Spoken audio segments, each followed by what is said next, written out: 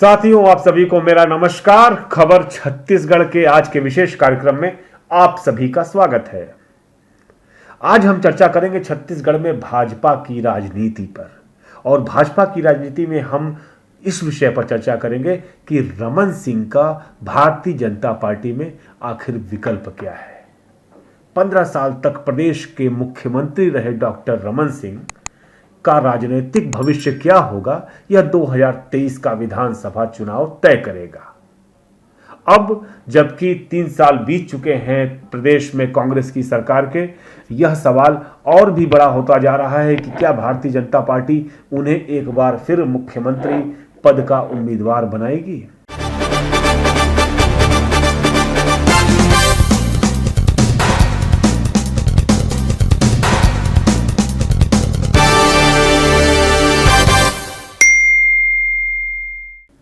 हमारे बीच में दो पैनलिस्ट मौजूद हैं, छत्तीसगढ़ को बेहद नजदीक से जानने वाले दो युवा हमारे बीच हैं।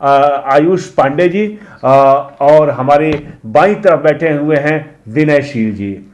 हम यही सारे सवाल भारतीय जनता पार्टी की राजनीति और रमन सिंह से संबंधित ढेर सारे सवाल इनसे करेंगे। सबसे पहले हम आयुष पांडे जी के पास आते हैं। आयुष जी, एक चीज बताइए कि छत्तीसगढ़ में भाजपा के पास रमन सिंह के अलावा और कौन से विकल्प हैं? देखिए, भाजपा के पास रमन सिंह विकल्प नहीं है। भाजपा के पास रमन सिंह एक मजबूरी है। दरअसल भाजपा इस समय नेतृत्व के दिवालियापन से छत्तीसगढ़ में गुजर रही है, और उस दिवालियापन के कारण कोई भी विकल्प है नहीं। विकल्प न होने के कई एक कारण हैं। आपको याद होगा कि 2003 में जब रमन सिंह मुख्यमंत्री बने तो वो भी एक्सीडेंटल सीएम थे, वो मुख्यमंत्री बनने वाले नहीं थे। जो मुख्यमंत्री बनना चाह रहे थे, जिनके लिए नाम भाजपा की तरफ से प्रस्तावित किया जा रहा था, उन्होंने बनने से इनकार कर दिया था। इसलिए रमन सिंह को मजबूरी में मुख्यमंत्री बनाया गया। लेकिन रमन सिंह मुख्यमंत्री बनने के बाद रमन सिंह ने बीते 15 साल में जब सत्ता चलाई तो कोई भी सेकंड लाइनर नेता अपने होते हुए उन्होंने तैयार नहीं होने दिया। यही कारण है कि आज भारतीय जनता पार्टी यहां पर सत्ता से तो चली गई है, लेकिन उनके पास कोई दूसरी लाइन का नेता नहीं है जिसे वो आगे करके अगले चुनाव में उतर सकें। इसलिए रमन सिंह जो है भाजपा की एक मजबूरी है, विकल्प नहीं। और यह बात भी सच है कि भाजपा के पास कोई भी विकल्प नहीं है इस समय। दर्शकों, आपको बता दें कि डॉक्टर रमन सिंह को दरअसल आडवाणी सुषमा स्वराज के जो एक पूरा खेमा था मुरली मनोहर जोशी का, उसका नेता माना जाता है। और निसंदेह जब से केंद्र में मोदी जी के नेतृत्व में सरकार बनी है तो स्थितियां बदली हैं, परिस्थितियां बदली हैं। विनयशील, हम एक बात सवाल जो जानना चाहेंगे आपसे वह यह है कि क्या केंद्र में मोदी, अमित शाह, जयप्रकाश नड्डा, क्या रमन सिंह की स्थिति कमजोर हुई है या मजबूत हुई है? अवैध जी, बहुत धन्यवाद इस कार्यक्रम के लिए। तो जो आपने सवाल किया और इससे पहले जो मेरे साथी ने कहा, मुझे लगता है कि जो भी भारतीय जनता पार्टी की और संघ की पॉलिटिक्स को देखता है, समझता है, जानता है, उसको इतनी बात तो पता है कि यहाँ जो भी व्यक्ति नेता होता है वो अपने बाद उस विचारधारा में ही ऐसी बात है कि वो अपने बाद किसी और को नेता होने देना नहीं चाहता है। क्योंकि आपने जो बात की वो नरेंद्र मोदी के रेफरेंस में की, तो नरेंद्र मोदी ने भी यही किया कि बीजेपी में अब उनके बाद कोई दूसरा नेता बचा नहीं है, तो वो रमन सिंह को भी नेता बने रहना देना तो कभी नहीं चाहेंगे, क्योंकि ये नरेंद्र मोदी की और बीजेपी की स्टाइल ऑफ पॉलिटिक्स यही है। और वो ये चाहेंगे कि यदि नरेंद्र मोदी को मजबूरीवश रखना भी पड़े तो उन्हें एक पिट्ठू बनाकर रखा जाए, और छत्तीसगढ़ फिर से जैसे 15 साल रिमोट कंट्रोल के जरिए चलता रहा, वैसे छत्तीसगढ़ रिमोट के जरिए एक पिट्ठू बैठाकर चलाया जाता रहे। मुझे लगता है कि ऐसा ही होगा। एक चीज हम जानना चाहेंगे आयुष जी आपसे। आपको पता होगा कि सौदान सिंह संगठन मंत्री थे, बड़ा नाम था। एक वक्त ऐसा हुआ करता था कि कहा जाता था कि रमन सिंह, तूती बोलती थी कि रमन सिंह का विकल्प कोई हो सकता है तो सौदान सिंह होते हैं। इसी तरह से सरोज पांडे हैं और बृजमोहन अग्रवाल हैं, प्रेम प्रकाश पांडे हैं, तमाम नेता हैं। जो अजय चंद्राकर हैं, जो तमाम वक्त पे अपने आप को नंबर 1 दिखाने की कोशिश करते हैं। आपको क्या लगता है कि बीजेपी की जो सेकंड लाइन थी उसको खत्म करने में, उसके अस्तित्व को कमजोर करने में रमन सिंह की कितने सफल रहे? आपको क्या दिखाई देता है? देखिए अवेश जी, 2014 से पहले राजनाथ सिंह भाजपा के अध्यक्ष थे। जी।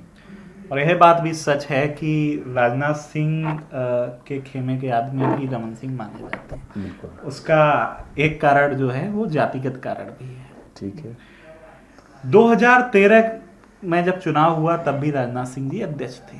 उसके पहले तक भाजपा के संगठन में, सिर्फ सरकार में नहीं, संगठन में भी जिन पदों पर आसीन किए गए लोग, वो रमन सिंह जी ने अपने खेमे के लोगों को संगठन में जगह दिलवाई थी। यह बाद का वक्त आया जब अमित शाह जी अध्यक्ष बने और उसके बाद से कुछ बदलाव देखे गए, लेकिन पहले के जो बदलाव थे वो इतने डीप रूटेड थे कि एकाएक इतने कम समय में बदलाव कर पाना संभव नहीं था। जब आप सत्ता के शीर्ष पे होते हैं, जब आप किसी प्रदेश के मुख्यमंत्री होते हैं, जब राष्ट्रीय अध्यक्ष का पूरा समर्थन आपके पास होता है और उसी समय जब आप संगठन में अपने लोगों को बैठा देते हैं, तो यह निश्चित है कि किसी भी राजनीतिक दल में हो, सिर्फ भाजपा में नहीं, किसी भी राजनीतिक दल में हो, वो सेकेंड लाइनर नेताओं की फौज वहां तैयार हो नहीं पाती है। दूसरी चीज मैं बताऊंगा कि कोई भी राजनीतिक दल में आवेश जी जो नेता है वो तब बनता है जब आप विपक्ष में होते हैं, जब आप धरने करते हैं, प्रदर्शन करते हैं, जेल जाते हैं, मुद्दों पर बनते हैं। यहां तो लगातार 15 साल भाजपा की सरकार रही, इन्होंने कभी विपक्ष की भूमिका अदा की नहीं। जो व्यक्ति 2013 में 18 साल का था भाजपा के अंदर, वो 2018 आते आते वो व्यक्ति हो गया कितने साल का? 33 साल का। 32-33 साल का व्यक्ति जिसने कभी विपक्ष देखा ही नहीं, उसने सदैव सत्ता के साथ वो रहा, तो वो अपने आप को एज अ लीडर कभी ग्रो नहीं कर सकता, वो एज अ कार्यकर्ता ग्रो कर सकता। और जो सीनियर लीडर 2003 में थे, वो 3 से लेके और 2018 तक वो लगातार जो है रमन सिंह, अगर उनको पसंद करेंगे तो वो रमन सिंह के पीछे खड़े हैं, ना पसंद करेंगे तो रमन सिंह उनके खिलाफ खड़े हैं। नाम कुछ ऐसे नाम हैं, आप भी जानते हैं, भले ही उनको मंत्री पद दे दिया गया उनके निजी व्यक्तिगत जनाधार होने के चलते, लेकिन यह भी बात सत्य है कि रमन सिंह ने कभी भी उनको वो स्थान नहीं पाने दिया कि वो किसी भी फ्रेम को शेयर कर सके।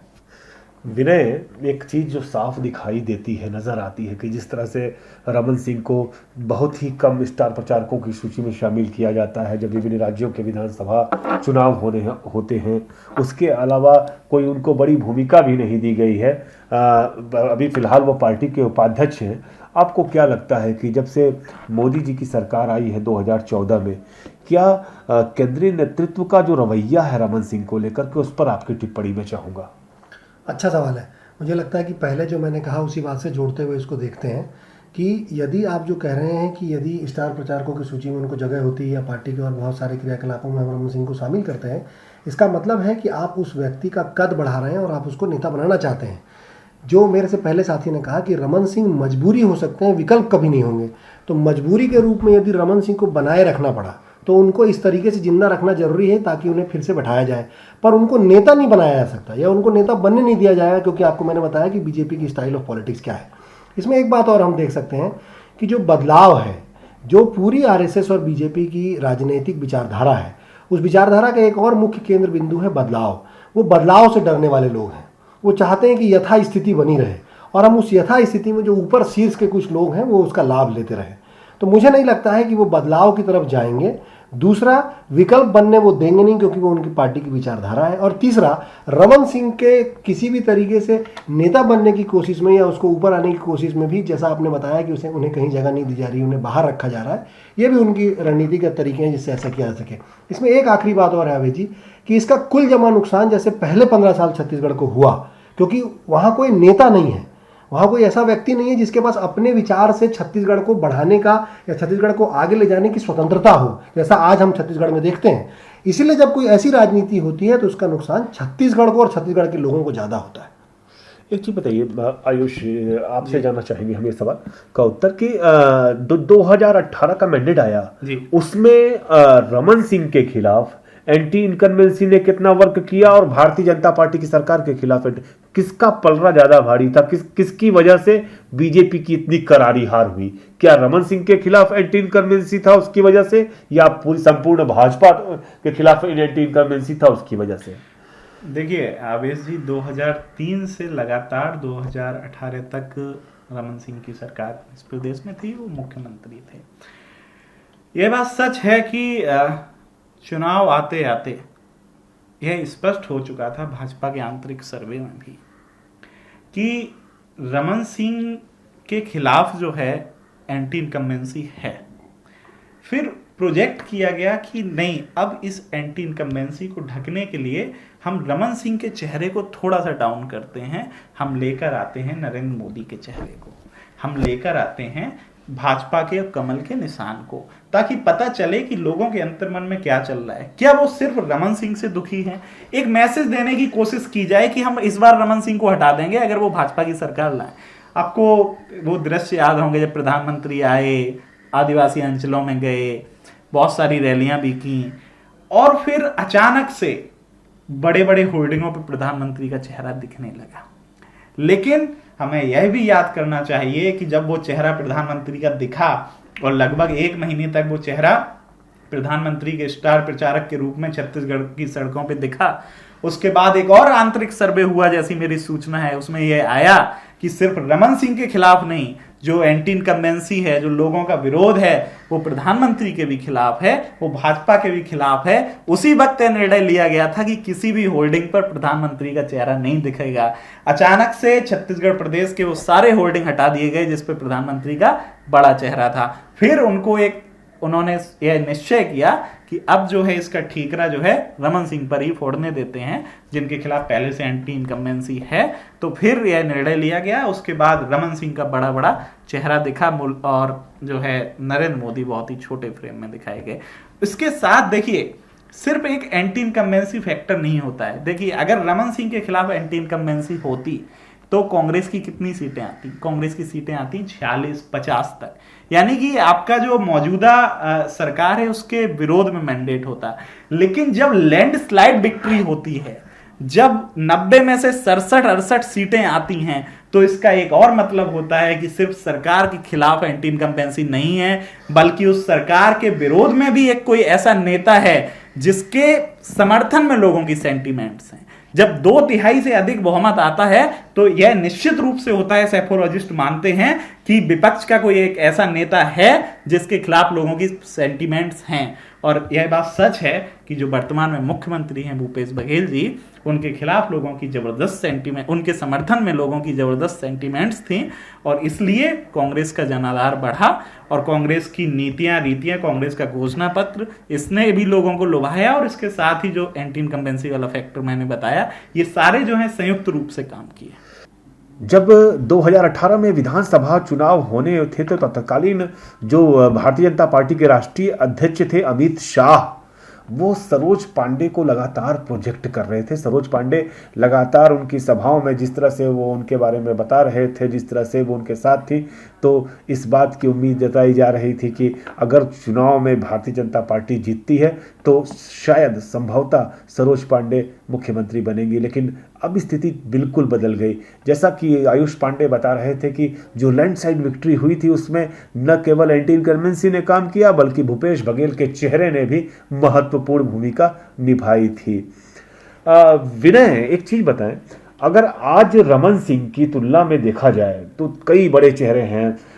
सरोज पांडे का चेहरा है जो कि उत्तर प्रदेश में भी उनको एक बड़ी जिम्मेदारी दी गई है भारतीय जनता पार्टी की तरफ से।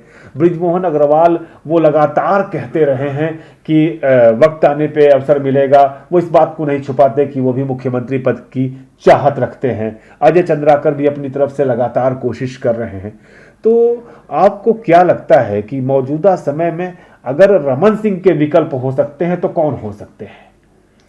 तो इस बात को भी कंटिन्यू करते हुए मुझे लगता है कि जो एक छत्तीसगढ़ में सामान्य बातचीत में लोग कहते हैं कि भारतीय जनता पार्टी या किसी भी पार्टी में हो सकता है कि लोगों में आपसी मत विवाद हो, पर बीजेपी में अगर किसी नेता का किसी नेता से विवाद होता है तो वहाँ काटने की नीति होती है, मतलब उसकी पॉलिटिकल किलिंग की जाती है। तो आप जिन लोगों का नाम ले रहे हैं, रमन सिंह ने अपने कार्यकाल के दौरान ही इन सब की पॉलिटिकल किलिंग की है। बिल्कुल। किसी की पर्सनालिटी में अच्छे बुरे दोनों पहलू हो सकते हैं राजनीति में, सार्वजनिक जीवन में, पर यदि उसकी पार्टी के नेता ही उसकी पॉलिटिकल किलिंग यानी राजनीतिक हत्या करने लग जाए तो फिर वो विकल्प के रूप में कभी नहीं देखे जा सकते।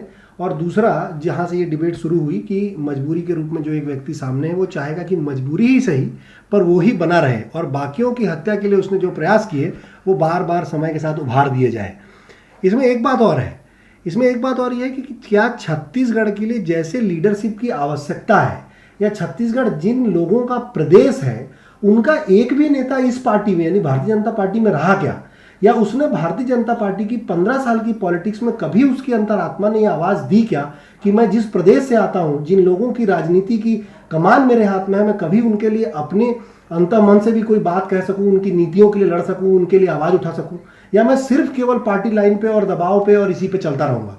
तो मुझे तो नहीं लगता कि इनमें से किसी के साथ आगे कोई राजनीतिक संभावनाएं बनेंगी, क्योंकि उनकी हत्या उनकी पार्टी के ही नेता ने कर दी है। तो मेरी तो यही राय है। एक चीज बताएं, छत्तीसगढ़ जैसा राज्य है, आदिवासी बहुल राज्य है, पिछड़ों की राजनीति, आदिवासियों की राजनीति, दलितों की राजनीति महत्वपूर्ण है। जिस तरह से कांग्रेस पार्टी ने एक किसान को, एक पिछड़े वर्ग के नेता को बनाया है मुख्यमंत्री, भारतीय जनता पार्टी में इसकी संभावनाएं कम क्यों दिखाई देती है? सिर्फ मैं मुख्यमंत्री पद की बात नहीं कर रहा हूं। जब बताऊं दोस्तों आपको कि जब भी प्रदेश में भाजपा की सरकार बनी, 3 कार्यकाल पूरा किया इन्होंने, लेकिन उसमें पिछड़ों आदिवासी नेताओं की, मंत्रियों की कमी बहुत ज्यादा खरी है। यह बात लगातार जनता इस बात को लेकर आवाज उठाती रही है कि क्यों प्रतिनिधित्व कम है, आदिवासियों का प्रतिनिधित्व कम क्यों है, पिछड़े लोगों का प्रतिनिधित्व कम क्यों है। अब जबकि कांग्रेस की सरकार छत्तीसगढ़ में है, यहां पर प्रदेश अध्यक्ष भी आदिवासी है और तमाम मंत्री भी आदिवासी वर्ग से आते हैं। आप क्या कहते हैं विनय, ऐसा क्यों है? इस सवाल को भी विचारधारा से देखना चाहिए। विचारधारा जो भाजपा और संघ की जो विचारधारा है, उस विचारधारा में महिलाओं के लिए कहीं कोई जगह नहीं है। उस विचारधारा में आदिवासियों के लिए, पिछड़े वर्ग के लोगों के लिए, दलितों के लिए, समाज के अलग वंचित वर्ग के तबकों के लिए कहीं जगह नहीं है। ये उन लोगों को टोकन के रूप में फूल के गमले में सजा के रखना चाहते हैं। तो ऐसा नहीं होगा कि वो वहाँ दिखेंगे नहीं या उनके नाम वहाँ होंगे नहीं। मैं कुछ नाम लेना नहीं चाहता हूँ, पर रमन सिंह के साथ भी जो नाम जोड़े जाते हैं, जो उन वंचित तबकों से आते हैं, वो केवल टोकन की पॉलिटिक्स करते हैं। वो अपने वर्ग के अधिकारों के लिए, छत्तीसगढ़ के लिए कभी कोई बात नहीं करते हैं। तो वैचारिक रूप से भारतीय जनता पार्टी एक ऐसी पार्टी है जो समाज के हाशिए में जो वर्ग है, वंचित वर्ग के जो तबके हैं और बाकी जो लोग हैं, उनको लेकर के नहीं चलती है। अगर आप मुझसे कहेंगे तो क्या कांग्रेस केवल उनको लेकर के चलती है? मैं कहूँगा कांग्रेस एकमात्र ऐसी पार्टी है जिसमें वंचित वर्ग और हाशिए के तबके के सारे लोगों के साथ जो बाकी लोग इस राज्य में, इस देश में रहते हैं, उन सब का प्रतिनिधित्व होता है। मतलब यदि सर्वोदय की बात किसी जगह संभव है तो वो केवल कांग्रेस पार्टी में संभव है। और भारतीय जनता पार्टी कुछ विशेष वर्गों की पार्टी है और उसकी विचारधारा पुरातनपंथी है, इसलिए वहां ऐसे लोगों को जगह, उनके अधिकारों, उनके हक और हुकूक की बात संभव ही नहीं है। इसलिए छत्तीसगढ़ के लोगों को कम से कम ये बात समझ लेनी चाहिए कि भारतीय जनता पार्टी की राजनीति जब भी इस राज्य में आएगी तो आपके लोगों का, वंचित लोगों का, हाशिए के लोगों का, महिलाओं का, इनका प्रतिनिधित्व कभी भी मुख्य धारा में फैसले लेने की जगहों पर नहीं होगा, जो आपने 15 साल में महसूस किया और जिस बदलाव को आप इस समय कांग्रेस की सरकार में महसूस कर रहे हैं। इसलिए ये बात राज्य के लोगों को भी समझने की जरूरत है। आवेश जी, आप विनयशील कह रहे हैं कि राज्य के लोगों को इस बात को समझने की जरूरत है, जबकि मुझे लगता है कि छत्तीसगढ़ की जनता इतनी समझदार है कि वह इस बात को समझती है।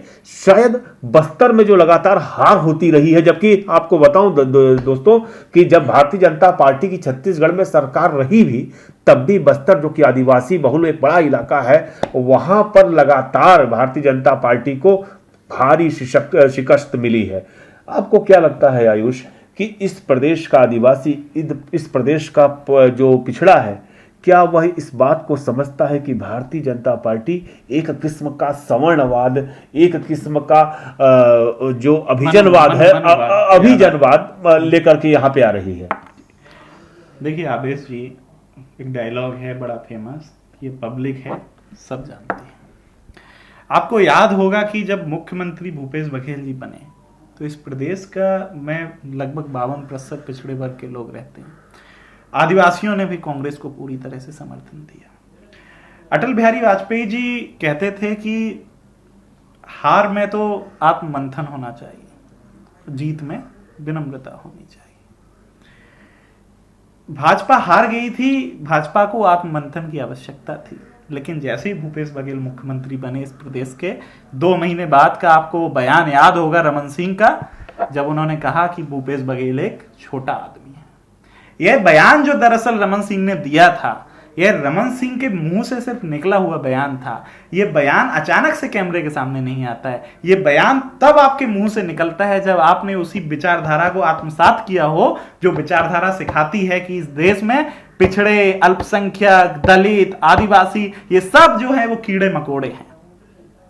जब रमन सिंह ने यह बयान दिया तो इस प्रदेश की जनता ने उसका कितना विरोध किया आपको याद होगा। इस प्रदेश की सोशल मीडिया की प्रत्येक प्रोफाइल पे लगभग हर व्यक्ति ने अपने नाम के आगे छोटा आदमी जोड़ लिया था। मुख्यमंत्री भूपेश बघेल ने स्वयं लिख लिया था कि मैं हूं छोटा आदमी भूपेश बघेल। इस तरीके से एक ऑनलाइन अभियान चला जिसका जमीन पे व्यापक असर देखा गया। आमतौर पे कहा जाता है कि जब भी किसी कार्यकाल में किसी नेता की मृत्यु हो जाती है तो उसके साथ जो है पब्लिक की सेंटिमेंट्स रहती हैं। को याद होगा बस्तर में एक दुर्भाग्यपूर्ण नक्सली हमले में भाजपा के विधायक की हत्या हो जाती है और उसके बाद वहां उपचुनाव होता है, लेकिन पूरा सम्मान है उनका, लेकिन फिर भी पब्लिक सेंटिमेंट्स जो हैं उनके साथ नहीं जाती हैं। क्यों नहीं जाती हैं? क्योंकि रमन सिंह का जो बयान था कि उनके अलावा इस प्रदेश में जो भी हैं वो सब छोटे आदमी हैं, चाहे आदिवासी हो। उसके बाद ये छत्तीसगढ़ के इतिहास में पहली बार हुआ कि 10 के 10 नगर निगमों में कांग्रेस की सरकार है। 10 के 10 मेयर छत्तीसगढ़ में पहली बार कांग्रेस पार्टी के हैं। इसका कारण क्या है? इसका कारण यही है कि जो पब्लिक है सब जानती है, जनता ने रमन सिंह के उस बयान का, रमन सिंह की उस सोच का, भारतीय जनता पार्टी की उस विचारधारा का जमकर प्रतिशोध किया और उनको बताया कि यह देश जो है वो संविधान के हिसाब से चलता है। यहाँ कोई भी मनुवाद के आधार पर आप किसी भी पिछड़े को, दलित को, अल्पसंख्यक को, दलित को जो है आप कीड़ा मकोड़ा या छोटा आदमी नहीं कह सकते। अच्छा, इसमें एक मैं छोटी सी बात ऐड करना चाहता हूँ, क्योंकि ये बात मेरे साथी ने कही। एक बात जो हमको बहुत ठीक से देखने की ज़रूरत है आवेश जी, वो ये है कि रमन सिंह जब राजनीति में थे तो राज्य में शायद ही ये बहस कभी हुई होगी कि रमन सिंह ठाकुरों के नेता है, या यदि आप इसको उल्टा करके देखिए तो जब हम बात करते हैं किसी भी बड़े नेता की जो सवर्ण वर्ग से आता है तो हम ये मानते हैं कि वो सबका नेता है। पर जैसे ही कोई नेता हो सकता है कि वो पिछड़े तबके या दलित तबके या अल्पसंख्यक तबके से आता हो, उसको उस तबके का नेता बना देने की जो राजनीति है ये और एक बड़ा मनुवाद है। इसका मतलब ये है कि यदि कोई व्यक्ति पिछड़े वर्ग से आता है, दलित वर्ग से आता है, सतनामी समाज से आता है, तो ये जो पॉलिटिक्स है कि उसको सतनामियों का नेता बता दिया जाए, उसको दलितों का नेता बता दिया जाए, उसको पिछड़ों का नेता बता दिया जाए। जैसे अभी बिरसा मुंडा का अभी बीते समय आपने देखा तो लोगों ने कहा कि वो आदिवासी नेता थे। अरे भाई, जब दूसरों के हक हुकूक के लिए कोई व्यक्ति लड़ेगा तो वो अपने वर्ग का नेता कैसे होगा? वो सबका नेता है। तो ये बात भी हमको समझना होगा कि ये जो सवर्णवाद है और मनुवाद है ये इस तरीके से भी कॉर्नर करता है और किसी नेता को छोटा करना चाहता है कि ये फलानी जाति का नेता है, वो उस जाति से निकला है, पर क्योंकि उसने असमानता को देखा है वो समानता की लड़ाई लड़ता है। और वो समानता की लड़ाई का मतलब ये कि वो सबकी समानता की लड़ता है। जो कांग्रेस की विचारधारा है कि वो सर्वोदय के लिए लड़ता है। जो गांधी कहते थे कि हम सबके साथ हैं। इसलिए हमको ये भी देखना होगा आवेश जी कि जब हम ऐसी किसी बहस में रहते हैं तो हमको देखना होगा कि हाशिए के तबके से जब कोई नेता निकल के आता है तो वो नेता सबका नेता होता है। वो उसके कार्यप्रणाली से भी साबित होती है, पर हमको इस बात से बचना चाहिए जिससे हम उसको उस वर्ग का नेता बना करके छोटा करना चाहते हैं। ये बहस में हम लोगों को अक्सर हमेशा मौलाना आजाद जो देश के पहले शिक्षा मंत्री थे, भाजपा और संघ आज भी पूरी कोशिश कर रही है कि ये घोषित कर दिया जाए वो एक स्वतंत्रता सेनानी नहीं, मुसलमानों के नेता थे। बिल्कुल ऐसा है। और आपको बताऊं दर्शकों, एक महत्वपूर्ण चीज ये है कि छत्तीसगढ़ में जो अनुसूचित जाति जनजाति आयोग के पूर्व अध्यक्ष रहे नंद कुमार साय, वो आदिवासी नेता हैं और लगातार वो रमन सिंह के मुख्यमंत्री होने पर, जब मुख्यमंत्री थे रमन सिंह, लगातार सवाल खड़े करते थे, आज भी सवाल खड़े करते हैं। अभी कुछ वक्त पहले उन्होंने कुछ कहा था, हम आपको सुनाते हैं, आप सुनिए खुद भी कि देखिए वो क्या बोल रहे हैं रमन सिंह के नेतृत्व को लेकर के। कि जो राज्य बनाया गया है वो हम लोगों की बड़ी भूमिका उसमें रहनी है, और इसलिए हम लोग अगर कहीं पिछड़ रहे हैं, कहीं कहीं कमजोरी है, शासन सरकार सोचती भी होगी कि इनको आगे बढ़ाना है, लेकिन हमारी कहीं योग्यता में कमी तो नहीं है। ये चिंतन हमारे समाज में, हमारे भीतर भी होना जरूरी है। एक सवाल विनयशील उठता है कि अगर मान लीजिए कि 2023 के विधानसभा चुनाव में रमन सिंह को फिर से उम्मीदवार बनाया जाता है मुख्यमंत्री पद का, तो क्या आपको लगता है कि इस एक बात से बीजेपी में किसी किस्म की फूट पड़ेगी, क्योंकि जो दिखाई देता है, जो इतिहास है, वो बताता है कि जब कभी भी मुख्यमंत्री के तौर पर रमन सिंह का नाम आगे बढ़ाया गया तो निसंदेह एक खेमा बहुत नाराज रहा। एक बार तो बड़ी मारपीट हुई थी, आगजनी तक हो गई थी भारतीय जनता पार्टी के कार्यालय में, आपको याद होगा। आपको क्या लगता है, अगर ऐसा हुआ तो क्या होगा? एक राजनीतिक शुभचिंतक होने के नाते मुझे लगता है कि रमन सिंह को ही इनको बनाना चाहिए चेहरा इस प्रदेश का जी, और ये उनको इस प्रदेश का चेहरा बनाएं। और रमन सिंह जब चुनाव में जाएं तो वो अपनी चेहरे के साथ जाएं और लोगों को बताएं कि उन्होंने 15 साल में क्या किया था। और उस बनाम जिस समय जब इस सरकार का 5 साल पूरा हो रहा होगा तो मुझे लगता है कि चुनाव जो है कांग्रेस पार्टी बहुत ही अच्छे तरीके से लड़ेगी और उसकी सरकार किसकी बनेगी तो जनता तय करेगी। पर शुभचिंतक होने के नाते रमन सिंह को चेहरा बनाया जाना चाहिए, मैं मानता हूँ। इस पर मैं आयुष पांडे आपकी भी टिप्पणी चाहूंगा। देखिए, दो परिस्थितियां होती हैं, कोई भी शीर्ष नेतृत्व अपने किसी भी राज्य के चुनाव में प्रतिनिधि के रूप में किसी को उम्मीदवार बनाता है तो पहला कि उसको चुनाव जीतना है उसके लिए, दूसरा कि जब चुनाव उनको पता है हारने वाले हैं तो एक ठीकरा फोड़ने के लिए। दोनों ही परिस्थितियों में रमन सिंह भाजपा की यहाँ पर मजबूरी है। अगर उनको चुनाव हारना है तब भी उनको अगर पता है किसी के ऊपर ठीकरा फोड़ना है तब भी वो रमन सिंह का चेहरा सामने लेके आएंगे, और अगर उनको लगता है कि हाँ अच्छे से चुनाव लड़ा जाए तब भी वो रमन सिंह का चेहरा लेके आएंगे, क्योंकि जनता के पास दिखाने के लिए उनके पास सिर्फ वही चेहरा है। रमन सिंह ने अपनी राजनीतिक कुशलता, कोट एंड कोट राजनीतिक कुशलता के चलते किसी को भी मार्केटिंग में, पीआर में आगे नहीं निकलने दिया। लेकिन कांग्रेस के लिए बहुत अच्छी बात इस समय ये होगी कि दोनों ही परिस्थितियों में वो सारे लोग जिनको रमन सिंह विकल्प नहीं बनने दे रहे हैं, वो सारे लोग रमन सिंह के नाम का विकल्प जो है मिटाने की कोशिश करेंगे। दोस्तों, आपने देखा होगा पिछले जो 7-8 सालों में देश की राजनीति हो रही है कि प्रधानमंत्री नरेंद्र मोदी जिस किसी को पसंद नहीं करते हैं, वो भले योगी आदित्यनाथ हो चाहे छत्तीसगढ़ के पूर्व मुख्यमंत्री रमन सिंह हो। एक आपको दिलचस्प बात बताता हूँ प्रोग्राम खत्म करने से पहले, कि उत्तर प्रदेश के भाजपा के जो पूर्व अध्यक्ष हैं महेंद्रनाथ पांडे, उनका जन्मदिन और मुख्तार अब्बास नकवी का जन्मदिन और रमन सिंह का जन्मदिन, तीनों का एक ही दिन आता है। और प्रधानमंत्री जिस दिन से यहाँ सरकार चली गई है उस दिन से महेंद्रनाथ पांडे को जन्मदिन की शुभकामनाएं ट्वीट करके देते हैं, मुख्तार अब्बास नकवी को ट्वीट करके देते हैं, लेकिन रमन सिंह को जो है वो शुभकामनाएं तक देना पसंद नहीं करते। निसंदेह ये चीजें हैं, ये स्थितियां हैं। अफसरशाही के भरोसे सरकार चलाने के अपने खामियाजे होते हैं। निश्चित तौर पे नेताओं को अस्तित्वहीनता से जूझना पड़ता है, जो कि रमन सिंह जूझ रहे हैं, लेकिन विकल्प नहीं है भारतीय जनता पार्टी के पास और कोई कि मुख्यमंत्री पद का उम्मीदवार अगर बनाए रमन सिंह के अलावा तो किसको बनाए। हम फिर से ऐसी किसी बहस में फिर से हाजिर होंगे। हमारे सभी साथियों को मेरा धन्यवाद, आप भी आए, आप लोगों का बहुत बहुत धन्यवाद, दर्शकों आप सभी का भी धन्यवाद।